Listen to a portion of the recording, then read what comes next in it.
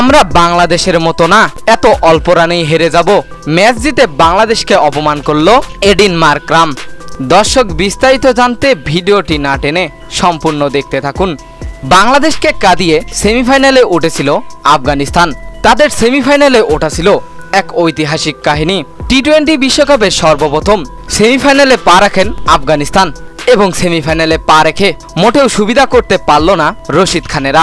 টসে জিতে প্রথমেই ব্যাট করতে নেমে সব কয়টি উইকেট হারিয়ে মাত্র 56 রান করল আফগানিস্তান এবং সেই জবাবে ব্যাট করতে নেমে 8 ওভার 5 বলেই 10 উইকেটে ম্যাচ জিতল সাউথ আফ্রিকা এবং ম্যাচ জিতে বাংলাদেশকে অপমান করে সাউথ আফ্রিকার অধিনায়ক এডেন মার্করাম বলেন, আমরা বাংলাদেশের মতো না, এত অল্প রানেই হেরে যাব।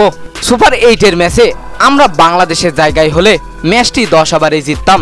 বাংলাদেশ খেলতে পারে না, শুধু নাটক করতে আসে। ম্যাচ জিতে বাংলাদেশকে অপমান করে এডেন মার্করাম।